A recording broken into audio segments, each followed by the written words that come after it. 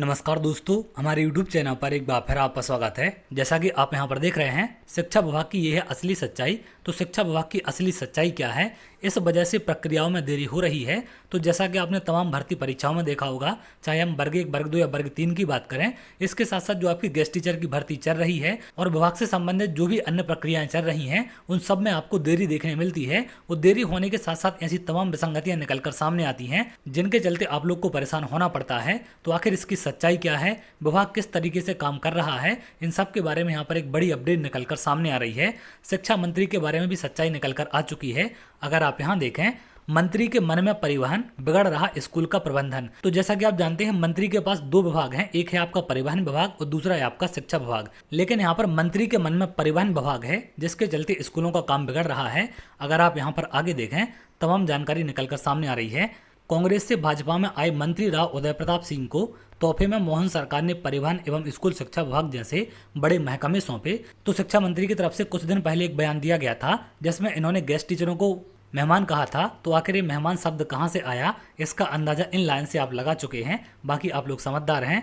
सरकार को उम्मीद थी कि वे इसे बेहतर ढंग से संभालेंगे, लेकिन मंत्री जी की कार्यशैली इन दोनों चर्चा का विषय बनी हुई है। दरअसल मंत्री जी का परिवहन पर ज़्यादा फोकस है, इस वजह से स्कूल शिक्षा विभाग का संचालन पटरी से उतरता नजर आ रहा है। तो इनका जो मेन फोकस है वो परिवहन विभाग पर है, जिसके चलते स्कूल शिक्षा विभाग का काम बिगड़ रहा है। स्कूल शिक्षा विभाग में असमय अतिशेष की पॉलिसी लाना और उच्च पद पर प्रमोशन वाले व्याख्याताओं के ऑर्डर जारी न होना चर्चाओं का विषय बनता जा रहा है। स्कूल शिक्षा विभाग में हो रही विसंगतियों के पीछे लोक शिक्षण संचालनालय का आईटी डिपार्टमेंट है। पोर्टल का काम देखने वाले कर्मचारियों की ढील मंत्री जी की साख को बट्टा लगाने पर तुली हुई है। लोक शिक्षण संचालनालय में शिक्षकों के ट्रांसफर, पदोन्नति से लेकर संपूर्ण जानकारी ऑनलाइन हो चुकी है। शिक्षक संबंधी समस्त कार्य आईटी विभाग में संविदा पर कार्यरत प्रोग्रामर सुमन कांत जैन देखते हैं। तो शिक्षा विभाग संबंधी जो भी आपके काम होते हैं, उनको प्रोग्रामर सुमन कांत जैन देखते हैं, जो कि संविदा पर नियुक्त हैं। प्रोग्रामर की कार्यशैली से ज्यादा टीचर और विभाग के अधिकारी परेशान हैं।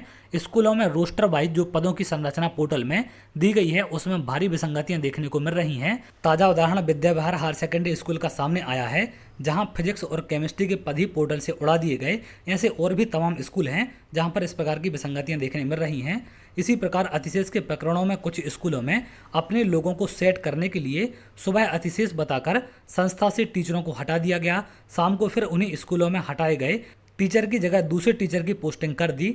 ऐसे दर्जनों मामले, जिनको लेकर लगातार सुमनकांत जैन की शिकायत मंत्री जी तक पहुंच चुकी है। इस मामले में मंत्री ने कार्रवाई को लेकर नोटशीट भी चलाई है, लेकिन अब तक व्यवस्थाएं पटरी पर लौटती दिखाई नहीं दे रही।